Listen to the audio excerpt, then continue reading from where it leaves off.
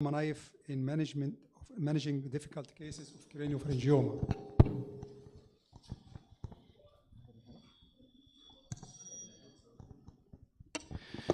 صباح الخير الأساتذة الأجلاء والزملاء الأعزاء، بشكركم على الدعوة الكريمة، متشكر جدا. Today I will be talking about the role of gamma knife management in difficult cases of craniopharyngoma. Actually, there are no easy cases of craniopharyngoma. Craniopharyngoma management is very difficult. There are different management modalities: surgery, radiotherapy, intracavitary treatments, and stereotactic radiosurgery. But no single treatment provides long-term control with minimal complications. If we look at the surgical results, the tumor control can be achieved in 45 to 90% according to literature, which provides the best 5-year control at 70 to 90%. With partial resection, the 5-year control rate can be as low as 15%. Of course, this comes at the expense of mortality and morbidity. With partial resection, the mortality rate can be up to 4%, and with aggressive resection, up to 17%. Morbidity, as recorded in literature, can be up to 80%. So in surgery, it's a delicate balance between trying to achieve tumor control and at the same time minimize morbidity and mortality. If we talk about radiotherapy, external beam radiotherapy, it's photon radiation delivered in a limited number of fixed fields, usually 2 to 6, with a target defined on the basis of 2D or 3D conformal planning. But because of the limited number of fields used, the final radiation dose is less conformal to the target, and sometimes in the lack of image guidance, there are large portions of normal tissue that receive harmful radiation doses. The 10-year recurrence-free survival radiotherapy results can be as high as 91% after a combination of subtotal resection followed by radiotherapy, but only about half of the patients lead a normal independent life. So radiotherapy is not without hazards. There are reports of radionecrosis, optic neuritis, malignancies, cognitive disturbances, especially in young children. So serious morbidity after radiotherapy is reported in 6 to 18% of patients. The American study with the longest follow-up, median of 17 years, in which there was a combination of surgery followed by radiotherapy was done. The radiation-related complications were 58% for children and 46% for adults. In 41% of the deaths of the adults, which was not due to tumor growth, it was related to complications from radiotherapy. This is a depiction of the radiation distribution on the left side of 3D conformal radiotherapy and on the right side of radiosurgery. As you can see, with the radiosurgery, there are more concise and steep radiation fall-off. Regarding stereotactic radiosurgery, incidentally, the first case treated by radiosurgery by Lars Leksell in 1967 was a case of craniopharyngoma. How gamma knife is different from other modalities: it is minimally invasive, they're safe to the critical structures, morbidity as low as 4%, and retreatment is possible with far less complications. The reported results in literature: tumor control can be achieved in up to 87% of cases, with a wide variability of results, probably because of the variability of the series size, the follow-up duration. The different tumor types have different responses, as I will discuss later, and the different doses used. The morbidity rate, mainly hypopituitarism or visual disturbance, and up to 19%, but more in earlier cases. Earlier studies. So the main difficulties encountered with treating craniopharyngiomas with radiosurgery are mainly, first of all, the cystic part, which is less responsive than the solid part. As we know, there are 3 morphological types of craniopharyngiomas. They can either be solid, cystic, or mixed. The second problem is inability to properly see the visual pathway because of the tumor. And the third is the development of secondary cysts. First, the cystic part, as I said, is less responsive to radiation than the solid part. It is the main cause of tumor enlargement. The solid part responds to lower doses than the cystic part. This is probably because the papillary type, the solid type is a papillary type, which is more radiosensitive than the adamantinomatous type, which is the cystic type. The second problem we encounter is the inability to properly visualize the optic pathway, either post-operatively due to adhesions, reaction from cyst fluids in the cistern, so a clear definition of anatomy may be not possible. The other is the way the craniopharyngiomas grow around the optic pathway, usually above and below, and so obscure the visual pathway, so we cannot treat what we cannot see. Unlike other supracellular tumors like pituitary adenomas or meningiomas, which displace the optic pathway to one side, anterior or posterior. The third problem is the development of secondary cysts or multiple cysts. Best outcomes we found are with monocystic tumors. Regarding the dose we use with gamma knife radiosurgery, in earlier studies, the first pilot study done by Lars Leksell and published in 1971 used doses ranging from 3 to 25 grays. Of course, very wide range because it was empirical and we did not know at the time what the proper dose was. But now, with accumulation of literature, we know that the dose ranges from 6 to 12 grays. Limited, of course, by the tolerability of the visual pathway, which we now know to withstand doses up to 10 grays. The indications of craniopharyngioma management may be with gamma knife, maybe either residual tumor, a recurrent tumor, part of a multimodal management, or in primary cases in selected. Important notice I would like to say about the outcome after treating craniopharyngiomas.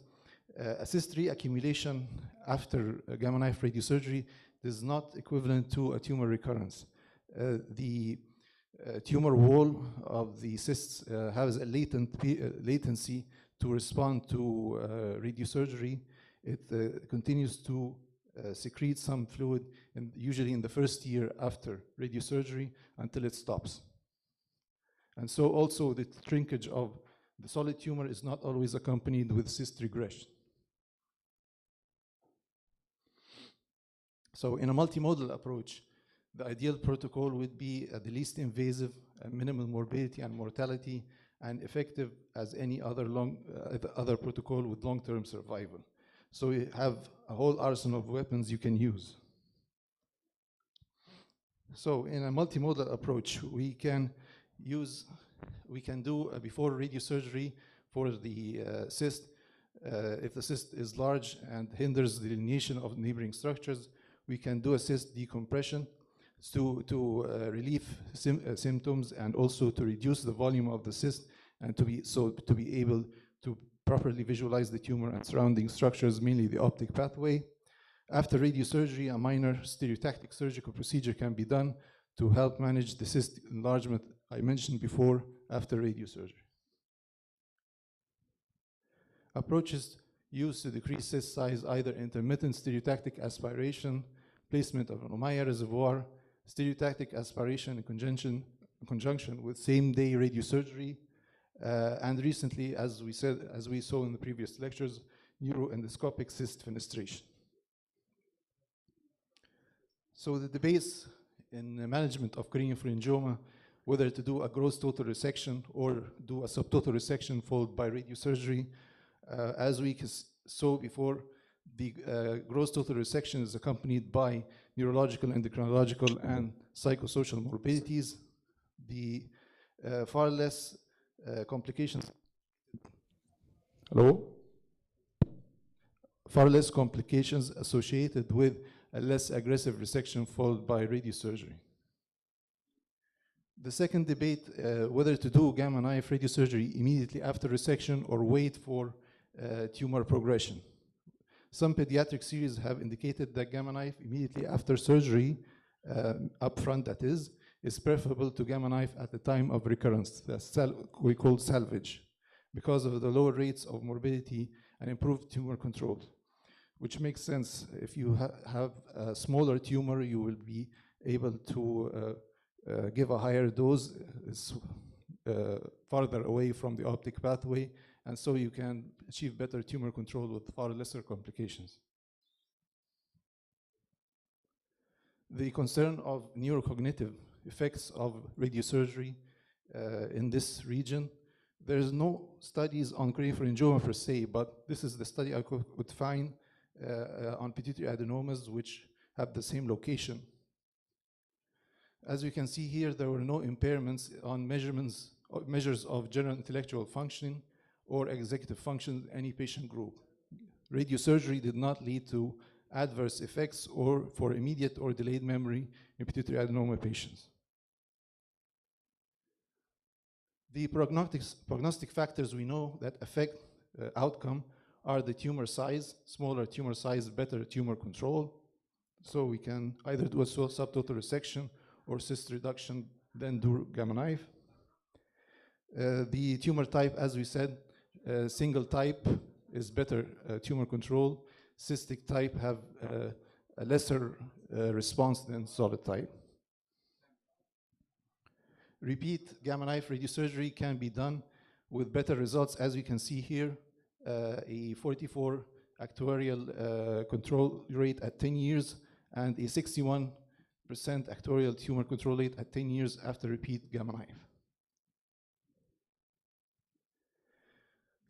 Our proposed treatment algorithm, depending on the tumor morphology, if it is solid, you can see the visual pathway and there are no compressive manifestations, you can go ahead with radiosurgery. If there is compression or the visual pathway not properly visualized, then you can do surgery followed by radiosurgery. Cystic tumors, if you can visualize the visual pathway and there are no compressive manifestations, then you can go for radiosurgery. Otherwise, you either put in a stereotactic Ommaya or any form of intracavitary treatment followed by radiosurgery. For mixed type, if there is no compression and the visual pathway can be seen, then you can do gamma knives for straight away. If not, then you will manage according to the predominant type, either cystic or solid. We reviewed our data up to 2017. We had 121 craniopharyngoma patients. I included in this study the patients that had more than 2 years follow-up, which were 59 patients. The majority were males. The mean age was 19 years. 7% were solid, 23 were, and 39% were cystic, and 54% were solid or mixed. Sorry. Multicystic patients in 19%. Before treatment, an Ommaya was placed in 42% of the cases, stereotactic aspiration in 7%, previous craniotomy in 2/3 of the cases, 1 case of previous radiotherapy, 1 case of previous bleomycin, shunt inserted in 20% of the cases, and in 7 patients, gamma knife was a primary treatment. Field defect was present in the 70% of the cases, and in 23% there were no field defects. The other 4 patients the vision could not be assessed because too young or uncooperative. 18 patients were blind. The mean tumor volume was 8 cc's. The mean dose used was 10 grays. After treatment, the initial cyst expansion I mentioned before occurred in about 1/3 of the cases. It occurred at a mean of 6 months. Only 5 patients required cyst aspiration, 4 from the Ommaya and 1 stereotactic. We had a mean follow-up of 5 years and an overall tumor control rate of 61%. The cysts responded with a control rate of 73%. The time to cyst recurrence was 40 months, and there were 7 patients in which a new cyst was formed. The solid tumor response was a control rate of 89%, as you can see, much better than the cyst type. The visual outcome was favorable in 80% of the cases. In 20%, it was worse, but all due to tumor progression. The prognostic factors were better tumor control in adult patients, and also with better cyst control in adult patients, and better control in non-cystic cases. Retreatment was done in 9 patients. 8 patients had 1 treatment, 1 2 treatments, and 1 3 treatments. So the mean follow-up of the second treatment was 4 years. The tumor control was achieved in 7 of 9 patients, 78%, as we can see. And as you can see, the actuarial tumor control at 10 years was improved from 42 to 64%. Some illustrative cases of a 41-year-old female patient with field defect having a solid craniopharyngoma. She underwent a subtotal resection. The residual tumor was 2.1 cc, treated with 10 grays. 6 years later, as you can see, the tumor had shrunk, some visual improvement. A 5-year-old male patient presenting with headache. He had mixed type craniopharyngoma. He underwent an endoscopic biopsy and cyst aspiration. Residual tumor was 12 grays. As you can see on the right, after endoscopic biopsy and cyst aspiration, this was the tumor. After gamma knife, 6 months later, you can see the cystic part has slightly expanded. Then 1 year later, it disappeared. And this is at 7 years, the tumor had markedly shrunk and the vision preserved. A 15-year-old male patient presenting with a field defect had a cystic craniopharyngoma, underwent Ommaya shunt. We did an aspiration on the same day, followed by radiosurgery. We gave 10 grays to 22 cc's. The upper picture is after the Ommaya aspiration, and the lower one is the 6-year follow-up. As you can see, cyst had shrunk with good control and vision unchanged. A 6-year-old male patient with headache with a multicystic craniopharyngoma. We did a stereotactic aspiration for the largest cyst, and the residual cyst was treated with 12 grays. At the follow-up, at the lower picture, at 12 years, there was a new cyst formation on the right, as we can see. We treated this cyst, and this is 2 years later after treating the new cyst, the whole lesion is controlled. 18-year-old female patient presenting with hydrocephalus. She was shunted first. She had a mixed type craniopharyngoma. We put an Ommaya shunt in the large cyst. The residual tumor was treated with 10 and 12 grays. The lower picture is after 2 years of follow-up. You can see the tumor had shrunk. Unfortunately, 3 years after gamma knife, she developed another new cyst in the temporal cyst, as you can see. She was referred for surgery, and she was lost for follow-up. A 52-year-old female patient with field defect. She had a cystic craniopharyngoma. We put in an Ommaya. This is the lower picture after the Ommaya shunt insertion. We treated the residual with 12 grays. She required 1 aspiration during the first year for cyst expansion. Then, as you can see, the lower picture at 5 years, the cyst has completely disappeared and the vision unchanged. Last case, a 14-year-old female patient presenting with headache. MRI showed a supracellular cystic craniopharyngoma. She underwent 2 transsphenoidal surgeries. This is before the first one. 1 month after surgery, you can see the cyst had regressed. Then nothing was done for 6 months. The cyst recurred again.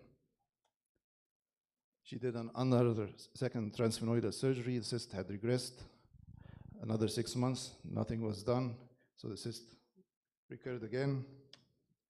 Finally, she came for gamma knife. We treated the residual with 12 grays, and this is 6 months later, the cyst has regressed. So craniopharyngoma treatment is an individualized treatment for each case. It's a multimodal management, can improve the recurrence-free survival and reduce the morbidity and mortality. Thank you so much. Thank you, Professor Amr, for a nice presentation. Any questions? Dr. Mohammed. Thank you, Dr. Amr, for your presentation. I want to ask about how many times we can do gamma knife for individual patient of a craniopharyngoma. And for a tumor progress after craniopharyngoma, when we can re-attacking surgery, which means when the effect of gamma knife can be away from the tumor to re-excise again after progression. معلش الجزء الثاني. If we have a case of craniopharyngoma which managed by gamma knife, Okay. and we note that progression of the tumor, when we can attack surgically safely. Okay. First question. As I demonstrated, we had cases in which we did 3 times gamma knife for a case of craniopharyngoma. Of course, there is always the risk of radiation-induced optic neuropathy. We have not experienced that so far. And usually what happens, the recurrence is not in the same place. As I mentioned also, usually what recurs is not the same cyst. The patient develops new cysts in other parts. So probably that's what makes it not what makes it safe to an extent. Yeah. Your second question, when gamma knife fails, when you can do surgery. The second question, always we know, or we minded the gamma knife will difficult the surgery. This is a big debate, and I don't think anyone can have a scientifically correct answer for this. As we know, de novo craniopharyngiomas have different textures, different adhesiveness to surrounding structures, so you can never know if this is related to the previous radiation or not. You know this debate for acoustics for a long time, and no one really has a scientifically proven answer for this. Thank you. Any questions? Thank you, Dr. Amr. I'm asking about the vision post gamma knife. In your presentation, you comment on visual field. It's a good point. Of course, visual acuity is important because most of our craniopharyngoma patients are pediatric group, so many of them cannot do a visual field. Usually what I noticed is visual acuity is more better than visual field. You can have a very bad visual field and still have a good visual acuity. So if we consider the visual field to be the worst case scenario, the visual acuity is usually better than it. You can have a patient with blind visual, black visual field, but he can still count fingers. So they are different. And I agree with you, visual acuity sometimes can be more informative than a visual field. Yeah. Dr. Amr, what is the ideal presentation, ideal post-operative for gamma knife? Ideal time for gamma knife? Usually we wait for a couple of weeks, maximum 1 month after surgery, because of the adhesions and the blood that's there in the region, in the area. Dr. Mohammed. Regarding cyst formation of gamma knife, the incidence, the pathology of the new cyst. Okay. New cyst formation or cyst recurrence, they are different. New cyst formation, as we saw from our results at least, we saw new cyst formations in about 10% of the cases, and this is one of the main problems of craniopharyngoma. Cyst recurrence, as also I mentioned, can occur in up to 20 to 30% of cases, as I also mentioned, because cysts are more radio resistant than solid tumors. Not radio resistant more than they need a higher dose for control. Sometimes this cannot be achieved if the cyst is in direct contact with the visual pathway. And that's why we suggest an Ommaya before treatment, because it reduces or decompresses the cyst to create a distance between the cyst and the visual pathway, and this helps us in giving a higher dose that can control these cysts.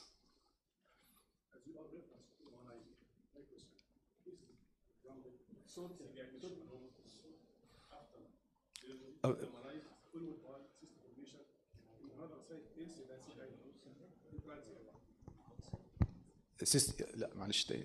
New cyst formation related to craniopharyngoma.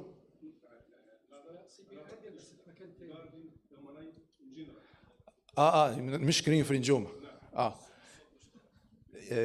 سؤالك عن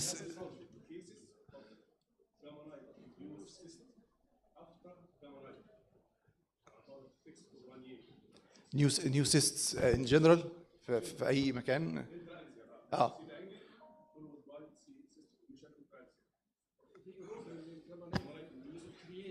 لا هو بيتكلم عن induced cyst, gamma knife induced cyst. It depends على الباثولوجي يعني. It's a very variable. Astrocytomas can have new cyst formation. Vestibular schwannomas can have new cyst formation. Sorry. So that gamma knife may use astrocytoma. Can induce new cyst formation, but from our experience, and we published on this, in 90% of the cases, the cysts will regress spontaneously with time. You will not need any intervention with them. Thank you, Professor Amr. Session are closed now. Muhammad.